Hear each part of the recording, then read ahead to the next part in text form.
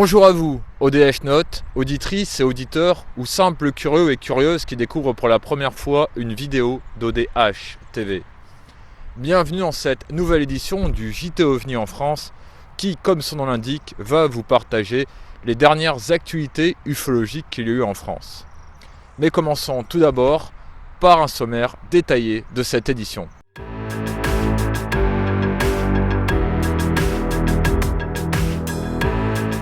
Au sommaire de cette édition, dans les informations importantes, retour sur le 4e rendez-vous d'ODH TV qui s'est déroulé le 4 mai dernier, mais également sur le congrès des réalités invisibles qui s'est déroulé à Laon avec les interventions de Jean-Jacques Jaillat et d'Éric Zurcher. Dans l'astuce de l'enquêteur, Rémi Fauchereau va vous parler des différences entre le Cartex et le Radex, autant dire entre deux compteurs Gégère, qu'il vous avait présentés dans les éditions du JT OVNI en France de décembre 2018 et de mars 2019. Mais est-ce que les compteurs Gégère sont vraiment utiles en enquête? Une question qu'a répondu Gilles Durand, membre du Sceau. Nous passerons par la suite au courrier des ODH Notes avec Bruno Botta, membre du Sceau. Puis nous passerons à la deuxième partie de cette édition, l'actualité OVNI, avec l'intervention de Rémi Fauchereau, président de l'association d'études des phénomènes aériens non identifiés. Puis nous passerons à la dernière partie de cette édition, le dossier. Une deuxième étude des observations d'OVNI ou des notifications dans le département du Jura. Je viens d'apprendre une bien triste nouvelle. L'ufologie française est en deuil. Bernard Dupuy, ufologue, veilleur, cofondateur du groupe Palmos en 1974, qui a enquêté sur l'affaire Roméo Charlie ou l'affaire Rose C, membre de l'association OVNI Languedoc, mais également responsable du cercle suricate du département de l'Hérault et correspondant pour ODH TV, nous a quittés. Au nom de l'équipe d'ODH TV, j'adresse mes plus sincères condoléances à sa famille et à ses proches. Nous reviendrons sur la mémoire de feu Bernard Dupuy au cours d'une vidéo des mémoires de l'ufologie francophone ou française, une interview qui avait été enregistrée chez lui en janvier 2019 et qui sera diffusée prochainement sur ODH TV. Le 4 mai 2019 s'est déroulé dans le département de l'Yonne, à l'aéroport d'Auxerre-Branche, le 4e rendez-vous d'ODH TV et la veillée de l'AEPA, avec la présence de Rémi Fauchereau, ufologue et président de l'association d'études des phénomènes aériens non identifiés, mais également de Gilles Durand et Thierry Rocher, membres de l'association du Sceau, sauvegarde et conservation des études et archives ufologiques en France. Alors Rémi, où nous sommes à présent? Nous sommes à l'aérodrome d'Auxerre-Branche, devant l'aéroclub de Lyon. Et j'ai collé donc deux affiches, une OVNI appel à témoins et l'autre, celle qui va concerner le 4 mai 2019. Dans une première partie, les rendez-vous de l'ODH TV, dans la deuxième partie, la veillée.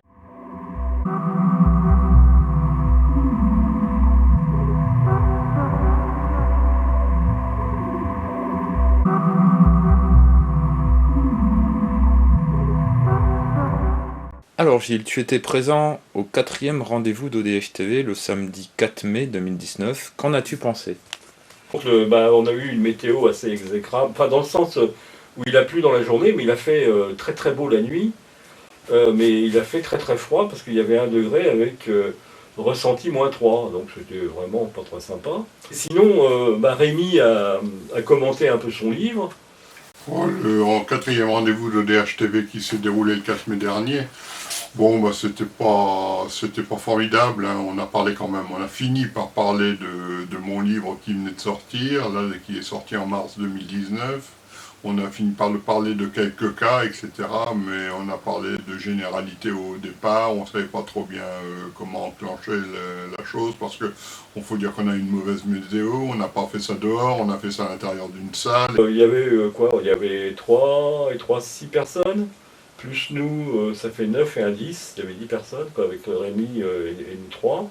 Et comme j'avais amené tous les bouquins de la librairie itinérante du Sceau, en fait, je veux vous dire qu'ils ont regardé tous les bouquins. Je dirais le pour et le contre, le pour soirée sympathique parce que on a abordé, on a pu parler à des néophytes, à des gens intéressés par le sujet, et en même temps faire la vérification sur le terrain, pendant la veillée, examiner le ciel et discuter et analyser certaines choses qui se passaient dans le ciel, activités astronomiques et astronautique. Donc ça c'est le bon côté des choses, parce que faire de l'information au public et en même temps discuter à bâton rompu du sujet, c'est toujours positif. Après, on va dire que le bémol dans cette soirée, c'est manque de publicité qui fait qu'il n'y avait pas assez de monde, et c'est un peu dommage de déployer de l'énergie alors que ça aurait pu être beaucoup plus rentable. Bon, on a quand même réussi à faire quelque chose de bien, hein. On a parlé de cas, et surtout que ce qui était bien, c'est qu'on avait une critique de Gilles Durand, enfin une critique, une remise à plat de certains cas qui ont été parus dans la presse locale, etc. Certaines explications qu'il a données de certains cas, d'après son point de vue. C'était donc une vision nouvelle à partir de ce que j'avais publié dans mon livre, et donc c'était un autre point de vue qui a... C'est sûr que ça a animé un peu le débat, et puis ça a fait voir aux gens qui étaient là un point de vue différent sur comment aborder l'ufologie en général, on peut dire, à travers justement les cas qui étaient publiés dans mon livre.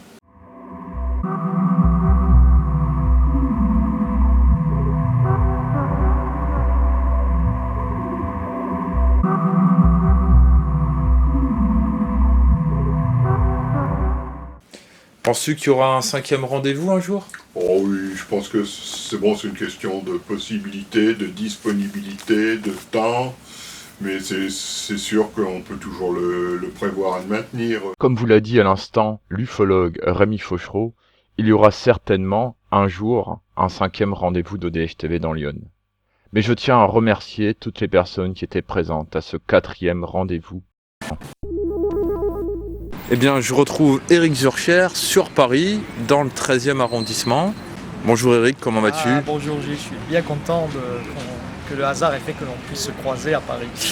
Alors, tu reviens d'un week-end de conférence à Laon, des réalités invisibles. Oui. Alors, peux-tu nous en parler? Oh, écoute, c'était une conférence intéressante, il y avait relativement du monde. C'était une salle de cinéma, mais dans un cadre plus municipal, disons. Et dans le cadre d'un salon très divers, hein, c'était pas spécialement consacré à l'ufologie. Mais il y avait aussi de l'ufologie, donc j'ai fait une conférence de 2 heures et quelques sur un sujet qui était, comment dire, en phase avec les thèmes généraux de ce genre de rencontres. Alors elle portait sur le thème des RR3 toujours, hein, puisque ça tourne autour du livre bien sûr. Mais j'ai tenté d'expliquer quel pouvait être le lien entre la part conscientielle qui est liée à ce phénomène et la RR3, les RR3 et les RR4 aussi d'ailleurs. Donc j'ai présenté une vision un peu élargie, c'est-à-dire une sorte de remise en perspective de l'ensemble, disons. Voilà. Bon, c'est vrai que ça a bien plu apparemment. Bon. Mais je l'avais quand même pas trop mal préparé cette conférence. Bon, alors je pense à la conférence d'Éric sur les apparitions d'humanoïdes relativement à son livre, hein, qui a été un grand moment, hein, qui a été très apprécié, je crois, par les gens. Hein. Mais l'ensemble a été à des titres divers intéressants, oui. Et ça apporte toujours beaucoup sur les deux volets, hein, le volet humain et le volet, je dirais, connaissance. Hein. Et sinon, le public, comment le public a pris ta conférence? Écoute, j'ai eu que de bons retours, tout le monde est venu me trouver après pour essayer de discuter avec moi, ils m'ont acheté des bouquins. En plus, Jean-Michel Grand-Cyr était là aussi, donc il avait amené plein de bouquins. Il y en a plein qui se sont vendus. Donc c'était vraiment positif, on a eu des échanges. Et puis l'ambiance était très bonne. On a été accueillis avec une gentillesse extraordinaire. Sonia Jacobet est une personne très très très gentille et qui organise très très bien. Donc on a fait un tas d'expériences intéressantes. C'était vraiment très bien. C'était un superbe week-end en fait. Voilà. Je viens de revenir de Laon sur Paris. En plus, j'étais chez un ami qui m'a fait visiter les souterrains de Laon et certains aspects de cette ville médiévale. C'est un bourg plutôt médiéval avec de superbes monuments, c'était magnifique. Et donc j'ai vu un tas de choses que tout le monde ne peut pas voir, c'était vraiment super, je suis très content. Voilà. On m'a posé la question l'autre jour, on m'a dit qu'est-ce qui t'a le plus marqué dans ce congrès? Alors j'ai répondu, la chaleur humaine. Je rencontre toujours dans ces congrès de Laon, d'abord la figure de Sonia qui est tellement chaleureuse elle-même et qui sait accueillir les gens avec une telle gentillesse et mettre les gens en relation. J'ai rencontré des personnes que je connais déjà depuis longtemps, d'autres que je ne connaissais que par mail ou au téléphone. Et puis ça s'est très bien passé, j'ai eu que de bons retours, les gens étaient très contents, donc ça a été, voilà. Puis j'étais bien encadré, il faut dire aussi, hein, quand tu es avec un Nicolas Dumont, un Jean-Jacques Jaillat, on est en bonne compagnie. Et tu as participé à tous les congrès de Réalité Invisible? Ah oui, c'était le 3e depuis 2017, donc le congrès avait eu lieu à Laon, en février 2017. Le congrès de mars 2018 a eu lieu, comment ça s'appelle, Coucy-le-Château, je crois, ou quelque chose comme ça. C'est pas très loin de Laon. C'était dans un superbe site, hein, avec ceux qui restaient des remparts de la citadelle. Enfin, c'était très beau. Hein. Si jamais il te réinvite, tu retourneras? Ah, peut-être bien. Encore faut-il que j'ai un thème ufologique, donc, hein, nécessairement. Qui soit encore diversifié par rapport à ça, si tu veux. Tu vois, ça doit un peu se concevoir. Là, c'était la 3e année. Donc, faut voir. Moi, je retournerai volontiers par amitié pour les voir. Et puis Laon est vraiment un bourg intéressant. Hein. C'est quelque chose de très particulier. Oui, ça me plairait bien sûr. Même les expériences culinaires ont été extraordinaires parce qu'elle a fait venir des gens qui faisaient de la cuisine, on va dire végétarienne, mais de haut niveau, de très haut niveau. Et ça a été une expérience culinaire extraordinaire aussi. Il y avait beaucoup de choses qui étaient un peu hors normes, disons, dans cette rencontre. Mais quels sont les buts de ces rencontres? De connaître mieux aussi les travaux de certains. Hein. On a beau échanger par mail, par téléphone, c'est pas pareil. On ne s'exprime pas autant, on ne peut pas parler autant. Et puis la teneur intéressante des interventions, qui étaient cette année très variées en plus, qui n'étaient pas proprement ufologiques, sauf l'intervention d'Éric, et puis la mienne un petit peu.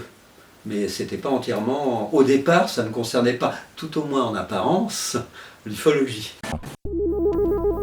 Je tiens tout de même à préciser qu'il y a eu d'autres événements ufologiques au mois de mai, comme la soirée de l'ufologie dans Lyon qui s'est déroulée le 11 mai dernier. Et en juin, il y a eu le premier symposium ufologique de la Haute-Vallée de l'Aude qui s'est déroulé à Rennes-les-Bains et Alette-les-Bains.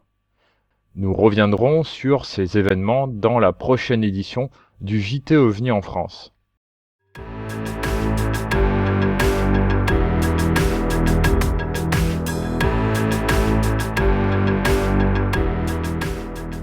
Je remercie Rémi Fauchereau d'avoir expliqué un petit peu ces différents compteurs GGR qu'il utilise.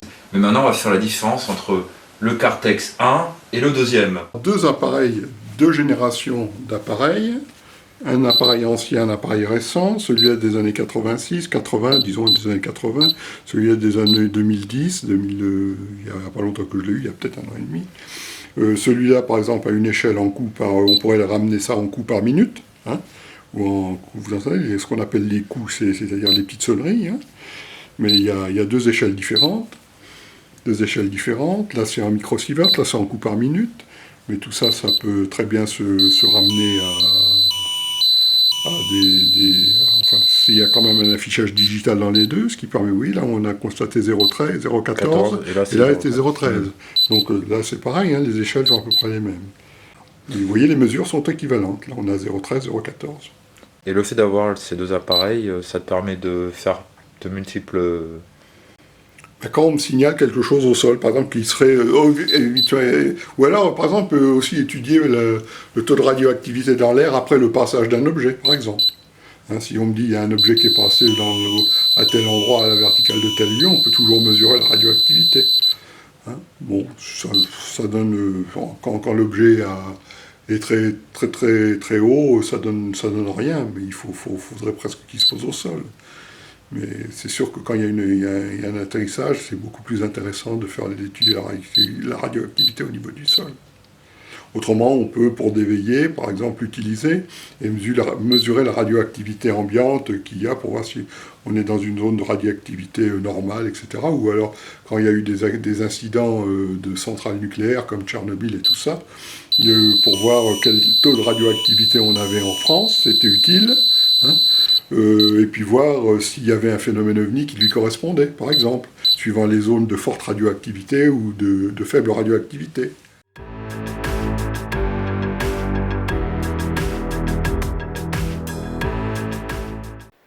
Mais retrouvons à présent Gilles Durand dans la cour de la maison de Rémi Fauchereau, dans le département de l'Yonne. Alors, d'après toi, est-ce utile d'utiliser un compteur Gégère en enquête ? Sachant que ceux qui l'ont ne savent même pas s'en servir, des fois. Souvent. Alors le problème, c'est que ça a été, je dirais, un fantasme des années 60-70, que chaque fois qu'un prétendu ovni atterrissait, il pouvait y avoir des traces de radioactivité. Donc, au même titre que le détecteur d'ovni, des enquêteurs de terrain ont commencé à s'appareiller avec des compteurs Gégère. Ça n'a jamais été probant, hein, parce que justement, ne sachant pas s'en servir, la radioactivité naturelle, il la prenait pour une radioactivité laissée par le phénomène. Le pseudo-phénomène, ou le soi-disant phénomène, ou le phénomène allégué, je veux dire. Voilà.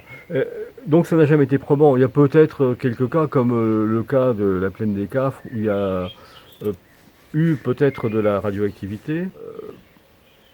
Est-ce vraiment un appareil vraiment utile ? J'en suis pas certain. Je suis pas certain que ce soit vraiment l'appareil à avoir en priorité, quoi. Avoir une base de données astro, comme Stellarium ou d'autres, ça c'est beaucoup plus intéressant, hein, pour éliminer tout un tas de choses qui peuvent être des confusions, quoi. Voilà. Avoir un cycle Saros ou des cycles comme ça, qui permettent même de remonter dans le temps.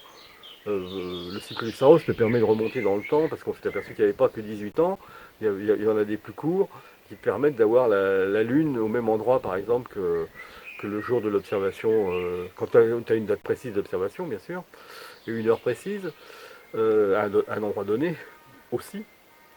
Voilà, donc ça c'est des choses plus intéressantes. Ça a permis de faire l'opération Saros pour le CNEGU et de démonter un certain nombre de cas expliqués par des confusions avec la Lune.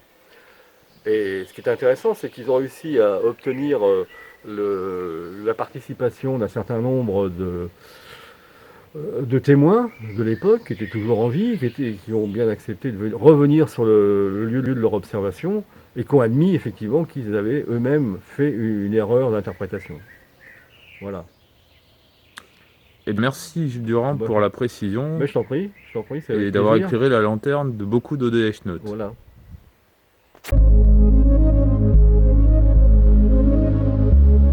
Question de Pamela de la chaîne YouTube Zone Anormale, enfin Zada. Oui. Pour toi, qu'est-ce qui fait qu'un témoignage est plus intéressant qu'un autre ? Qui fait qu'il soit plus intéressant, c'est au niveau des détails. Quand il y a un peu plus de détails. Au niveau des traces, le nombre de témoins aussi, qu'on a les détails de l'heure, la date exacte. Ça, c'est primordial. Ça, c'est des témoignages à retenir en majorité. Vous retrouverez prochainement une interview de Bruno Botta dans le cadre des Mémoires de l'ufologie. Bruno est membre de l'association OVNI Paris, mais également de l'association du Sceau, sauvegarde et conservation des études et archives ufologiques en France. Je vous retrouve à présent à côté d'un lieu insolite, cet arbre qui est un sapin, que l'on appelle ici le sapin harpe, car il aurait la forme donc de l'instrument, la harpe. Passons dès à présent à la deuxième partie de cette édition, l'actualité OVNI.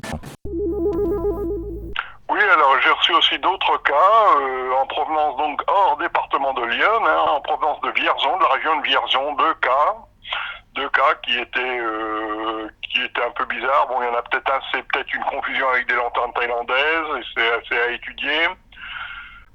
Et puis j'ai reçu un cas quand même de la région de Paron-Sens, un peu, qui m'est arrivé récemment. J'ai pas encore le compte rendu de la part du témoin de l'enquête. Et là, ça s'est passé dans les années 2008 à peu près. C'était donc le témoin était à Paron. Il habitait à Paron, il a déménagé depuis à Sens. Et donc, à cette époque-là, il avait vu un triangle lumineux descendre en feuilles mortes, en direction du sol, dans la direction du nord du département, du nord de la ville de Sens, quoi.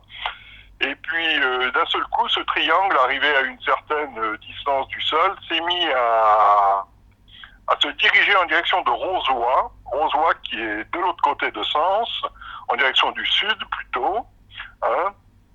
Et donc, à une très grande vitesse. Donc ça, c'est une conversation téléphonique qu'on a eue où il m'a expliqué tout ça. C'est très résumé. Passons dès à présent à la troisième partie de cette édition, le dossier. Je vais vous faire part d'une deuxième étude des observations d'OVNI dans le Jura, avec les interventions de Gilles Durand et d'Éric Zurcher. Mais passons dès à présent au dossier.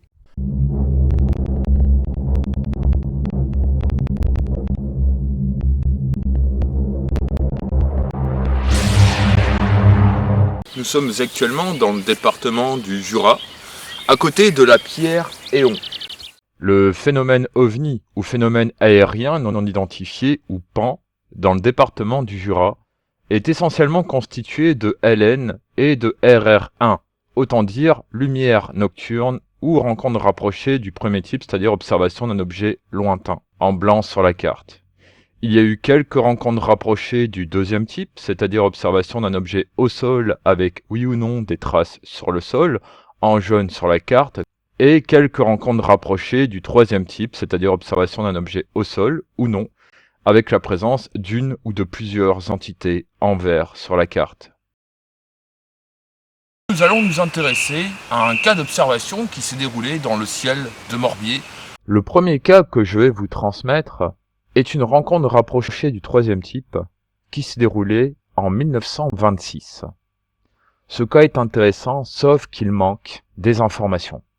À la fin de l'année 1926, un bûcheron nommé Filippi, d'origine italienne, qui vit à la combe de Morbier, aurait observé, près de Morbier, une grande boule de verre avec des personnes à l'intérieur, à la hauteur des sommets des pins, soit à 30 mètres du sol, et que, selon le témoin, vous ne pouviez pas leur parler à ces personnages.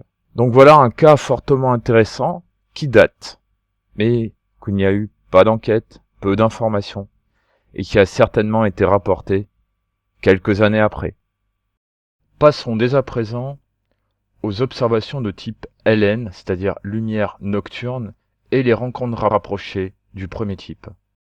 En 1950, sur la commune de Messia, il est 23h. Une femme se trouve au centre du village quand elle aperçoit sur sa droite, très bas à l'est de l'ancien lavoir, deux disques bleus comme celui d'une soudure électrique. Le plus gros avait un diamètre d'un sixième de la Lune, l'autre était plus petit. Il semblait se précipiter vers le sol, derrière le lavoir. Source, lumière dans la nuit. Le 16 octobre 1954, sur la commune de Salins-les-Bains, il est 21h25. Plusieurs personnes observent un disque lumineux, irisé, survolant la ville, dans la direction est-ouest. Il se déplaçait à vive allure, laissant derrière lui une traînée verte, orangée et jaune. Source, le livre Alerte dans le ciel de Charles Garraud. Ce même soir, il y a eu d'autres observations signalées.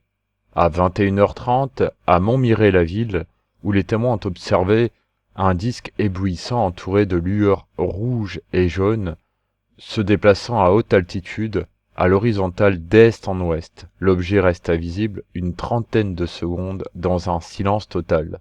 À la même heure, sur la commune de Dampary, ou Damparis, un témoin observe un corps très lumineux suivi d'une longue traînée bleue-verte intense. Durée de l'observation, 4 secondes. L'objet semblait aller beaucoup plus vite qu'un avion, selon le témoin. Source, le livre Alerte dans le ciel de Charles Garot. En février 1969, sur la commune de Meuciat, il est 21h. Le témoin observe le ciel par la fenêtre avant d'aller se coucher. Il aperçoit alors un objet de forme parfaitement rectangulaire, très blanc, lumineux, qui fut comparé par ce dernier à un tube d'éclairage au néon. Il se déplaçait de façon très régulière, sans bruit, et disparut caché par la montagne. Incertitude sur le mois de l'observation, c'est soit février, soit mars. Source, lumière dans la nuit. Le 15 août 1977, sur la commune de Chaussin, vers minuit 5, observation par 2 témoins d'un objet lumineux en forme de boule venant du sud-ouest. Il se déplace lentement à faible altitude, s'arrête quelques secondes et part vers le nord-est, à une vitesse plus élevée. Aucun bruit ne sera entendu durant l'observation de plusieurs minutes. Aucun autre témoignage ne sera recueilli sur ce phénomène, pour lequel le GIPAN manque d'informations. Ce cas a été classé PAN C.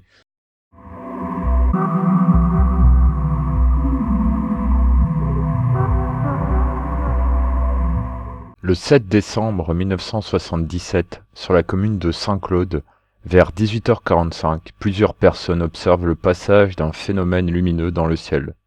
Il se déplace d'ouest en est, sans qu'aucun bruit particulier ne soit entendu. Le phénomène apparaît comme une forme allongée émettant une lumière blanche, puis sur sa trajectoire, cette forme fait place à un point lumineux rouge qui s'estompe progressivement et disparaît. Au cours de l'enquête, la gendarmerie ne trouvera aucune trace au sol du passage du phénomène. Un témoin rapportera avoir vu également le 4 décembre, vers 22h15, le passage d'une boule de couleur orange dans le ciel.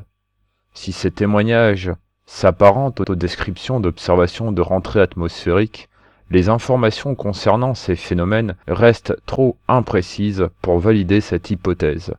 Ce cas a été classé PAN C sur le site du GIPAN. Dans la nuit du 10 au 11 août 1988, sur la commune Les Rousses, en bivouac dans une forêt, 2 stagiaires militaires observent un engin émettant des lumières blanches intenses par intermittence. Cet engin se déplace très rapidement et sans bruit en zigzag. Après être resté stationnaire, il disparaît brusquement. L'enquête n'a pu déterminer la nature exacte du phénomène observé. Ce cas a été classé PAN D sur le site du GIPAN. Le 8 juillet 1993, sur la commune de Lons-le-Saunier, vers minuit, un chauffeur de taxi et son client de retour de la gare observent à travers le pare-brise des points lumineux rouges. Ayant arrêté la voiture, le chauffeur descend, mais les points ont disparu. Attention, les phénomènes qui vont suivre n'ont peut-être strictement rien à voir avec l'observation principale. Par contre, un bruit important et strident s'éloigne vers le sud. 2 personnes des environs ont indiqué avoir entendu un bruit strident passer rapidement et les chiens s'affolaient sans raison apparente. Aucune autre information n'a pu être recueillie. Ce cas a été classé PAN C sur le site du GIPAN.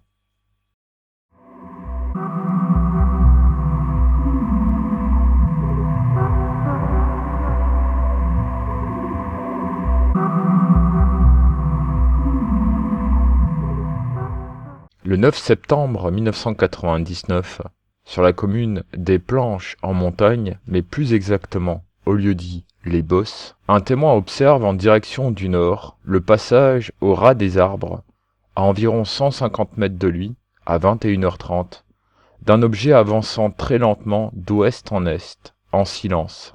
L'objet avait la forme d'un obus de couleur vert bronze et émettait vers l'arrière une sorte de faisceau tronqué de lumière blanche en forme de triangle équilatéral. L'observation dura 15 secondes. L'objet disparut derrière les arbres, taille estimée de l'objet 10 à 11 mètres. Source: Lumière dans la nuit, numéro 354. Le 24 septembre 1999, sur la commune de Champagnole, conditions météorologiques, pluie continue faible. À la tombée de la nuit, une dizaine de témoins répartis sur la ville observent un objet rond et lumineux dans lequel quelque chose semble tourner, donnant une impression de clignotement. L'objet s'éloigne à contrevent, qui soufflait assez fort et disparaît. Source: Lumière dans la nuit, numéro 354. Le 27 novembre 1999, sur la commune de Bourcia, il est 18h. Observation d'un objet de forme triangulaire pendant 2 à 3 minutes. Il possédait des lumières blanches aux extrémités et une rouge au centre. Source: le site ipani.free.fr. Le 30 mai 2003, sur la commune d'Alièze, à 23h. Observation par plusieurs témoins, qui étaient en train d'admirer les nombreuses étoiles dans le ciel, les avions et les satellites, lorsqu'ils ont observé ce qu'ils croyaient être au début un autre satellite, très loin et très rapide. Seule chose différente, la petite lumière, dont les témoins pensaient que c'était un satellite, qui se déplaçait, changea tout d'un coup de direction en angle droit. Elle continua sa route en zigzagant, en angle de 90 degrés, et puis disparut. Source: Le Mail, Base OVNI France. Passons dès à présent au cas dit particulier qu'il y a eu dans le département du Jura. Ceci comprend les rencontres rapprochées du troisième type et des observations assez particulières qu'il y a eu dans ce département. Le cas que je vais vous partager à présent est un cas qui pourrait être classé dans les cas dits d'école. Ainsi, le 15 mai 1979, sur la commune Château-des-Prés, il est 1h du matin. Nombre de témoins, 4. Un cultivateur qui circule en voiture est accompagné pendant quelques instants par un objet comme une sorte de gros phare rond, de la taille du soleil, et éblouissant comme 5 ou 6 phares de camion. Attention, ce qui va suivre n'a peut-être strictement rien à voir avec le phénomène observé. Les phares et le moteur de sa voiture ont cessé de fonctionner pendant quelques secondes, et le témoin a ressenti à ce moment-là comme un grand frisson. 3 autres personnes, qui n'ont rien à voir avec le premier témoin, ont vu le disque. Le premier témoin a observé une boule lumineuse. Les 3 autres témoins ont vu un disque. Il y a comme une différence de description du phénomène observé. Si l'on regarde la carte du ciel de ce soir-là, comme vous pouvez le voir avec Stellarium, ce qui est bien avec Stellarium, c'est que vous pouvez remonter dans le temps pour voir quel est l'état du ciel de ces jours d'observation. Vous pouvez constater que la Lune était présente. Source du cas, le livre Alerte dans le ciel de Charles Garot. Le cas qui va suivre est un cas d'école qui s'est déroulé en novembre 1969 et qui a été géolocalisé à Lons-le-Saunier. Sauf que l'observation s'est déroulée à côté du lac de Viermont, proche du bois de Lionge, qui par rapport à Lons-le-Saunier se trouve au sud-est et à une distance d'environ 28 km, comme vous pouvez le voir sur la carte. Donc en novembre 1969, à la tombée de la nuit, un couple se trouve dans la plaine du lac de Viermont pour une partie de chasse à la bécasse, à l'affût, à l'orée du bois de Lionge. Soudain, ils aperçoivent très haut dans le ciel, presque à leur hauteur, une forme lumineuse, semblant immobile. Elle est un peu plus grande que Vénus, de forme, et de couleur orangée. Soudain, l'objet se met à tourner sur lui-même, lentement, dans le sens contraire des aiguilles d'une montre.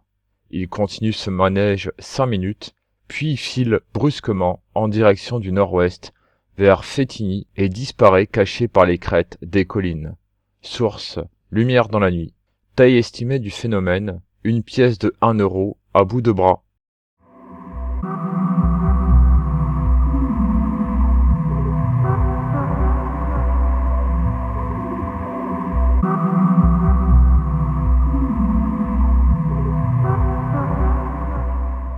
Tu sais que tu as un cas qui a été démonté, c'est l'affaire de Prémanon dans le Jura en 54. Oui, avec les... Avec les enfants qui ont jeté des pierres et sur le truc. Et on a dit c'est une invention des enfants. Alors le cas a été éliminé. Je dirais que ce cas, désormais, peut être considéré comme expliqué. Le 27 septembre 1954, sur la commune de Prémanon, à 20h30, 3 enfants de 12, 9 et 8 ans, selon d'autres sources, il est dit qu'il y avait 4 enfants, observent à proximité de leur maison un engin étrange de couleur aluminium de forme rectangulaire fendu partiellement en son milieu dans le sens de la hauteur. L'engin porte de chaque côté, à sa base, 2 supports coudés extérieurement. Il mesure approximativement 2 mètres de haut sur 1 mètre de large. Un des enfants lance une pierre puis une fléchette d'un jouet dont il est muni contre l'engin qui s'avance lentement et renverse l'enfant. Ce dernier, effrayé, rentre chez lui et se couche. 2 autres verront également l'engin et, effrayés, iront se cacher. Aucun témoin ne verra l'engin disparaître. Les 2 témoins disent avoir vu également une lueur rouge se balancer au ras du sol, près de leur habitation, ou selon certaines sources, volée en feuilles mortes. Les parents n'accorderont aucun crédit au dire des enfants. Leur institutrice rapportera l'observation à la gendarmerie. Lors de l'enquête de la gendarmerie, à l'époque, 2 rapports sont établis. Le capitaine ne met pas en cause la crédibilité des enfants. Ces derniers vivent dans une ferme isolée, ne lisent pas de journaux et ne vont pas au cinéma. Des traces au sol sont retrouvées dans la direction d'apparition de la lueur rouge.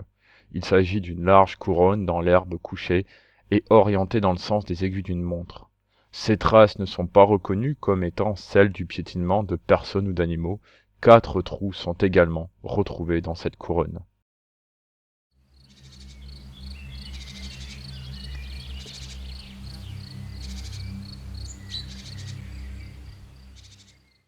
Donc le cas de Prémanon, donc 54, est un cas qui est très connu dans cette vague.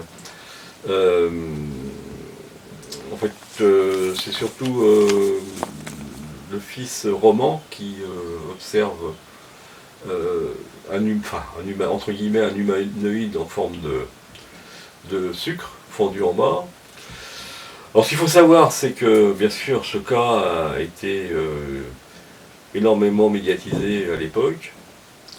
On a des photos dans Radar, donc c'est une revue de l'époque où toutes les semaines, c'est un hebdomadaire, toutes les semaines il parlait de soucoupe pendant la vague de 54. Alors ce cas a été contre-enquêté à plusieurs reprises, parce qu'il a été pris au premier degré par les ufologues de l'époque, faut pas rêver. Et donc, encore aujourd'hui, il y a des gens qui pensent que c'est un cas authentique, enfin, c'est un cas où on a observé vraiment, c'est vraiment une ER3, quoi. En fait, il s'avère que l'institutrice du jeune roman a proposé un thème de rédaction, et lui, il a raconté ça. Mais il l'a raconté avant. Voilà. En fait, je ne sais pas comment, faudrait voir, parce que le grand spécialiste de Prémanon, c'est Yves Bosson. Hein, c'est un Suisse qui vit en France. C'est Yves Bosson. D'ailleurs, il y a tout un chapitre sur Prémanon dans le collectif Pavidique, donc vers une anthropologie d'un mythe contemporain. Où il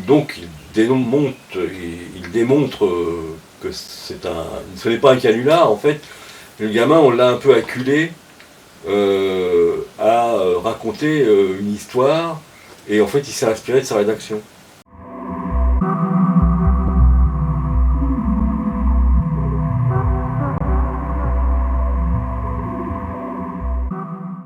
Bien sûr, je tiens à souligner, comme dans tous les épisodes, qu'il y a beaucoup plus d'apparitions de phénomènes aériens non identifiés ou d'ovnis dans le département du Jura.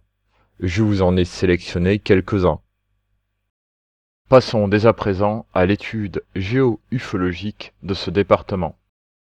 Comme on peut voir s'afficher à présent la carte des différentes observations d'OVNI qu'il y a eu dans le Jura, donc effectuées par rapport à des bases de données sur Internet, dans des ouvrages ou des magazines ufologiques français. Donc premièrement, on peut voir affiché en blanc les différentes observations de type RR1, c'est-à-dire la petite lueur dans le ciel qui apparaît, le disque, c'est-à-dire l'observation lointaine. Il y a eu quelques rencontres rapprochées du deuxième type, c'est-à-dire observation d'un phénomène au sol avec oui ou non des traces sur le sol, et quelques rencontres rapprochées du troisième type, c'est-à-dire observation d'un phénomène au sol ou non, avec la présence d'une ou de plusieurs entités, en vert sur la carte. La forme la plus observée dans ce département est la lueur et les boules lumineuses. Ensuite vient les disques, puis les cigares et triangles, et ensuite diverses formes telles que les rectangles, les demi-sphères, les obus et même un ovni en forme de banane. Je tiens quand même à rappeler que cela dépend de l'interprétation du ou des témoins, mais également de l'enquêteur ou des enquêteurs. Passons dès à présent aux couleurs des phénomènes observés. En premier vient la couleur rouge, puis la couleur orange, puis la couleur blanche, et ensuite diverses couleurs telles que le bleu, le jaune, le vert et le gris. Quand on regarde d'une manière générale les différentes observations de phénomènes aériens non identifiés dans le département du Jura, on constate déjà premièrement que les témoins sont soit chez eux, soit en voiture. D'ailleurs, dans cet épisode, vous avez pu entendre quelques cas où les témoins étaient sur un axe de communication. Et que deuxièmement, tout dépend de la présence d'enquêteurs ou d'associations ufologiques. Car certes, sans témoins, il n'y a pas de témoignage ou de notification de phénomènes aériens non identifiés, mais sans ufologues pour les recueillir, les cas tombent, hélas, dans l'oubli. Dans les prochaines vidéos à venir sur ODH-TV, comme l'étude géo-ufologique, nous reviendrons sur d'autres cas qu'il y a eu dans ce département. Voilà, c'est la fin de ce JT OVNI en France, édition d'avril, mai, juin et juillet 2019. Je tiens à remercier toutes les personnes qui nous ont aidés à faire cette édition, mais également les membres de l'équipe d'ODH-TV, les amis d'ODH-TV, autant dire les partenaires proches, et vous autres, ODH Note, auditrices et auditeurs. Je vous donne rendez-vous dans un mois pour la prochaine édition du JT OVNI en France. Soyez très vigilants. Et n'oubliez pas, l'abonnette à réseau. Et De la station météo. Et à très bientôt sur les routes ufologiques en France, sur ODH TV. Au revoir.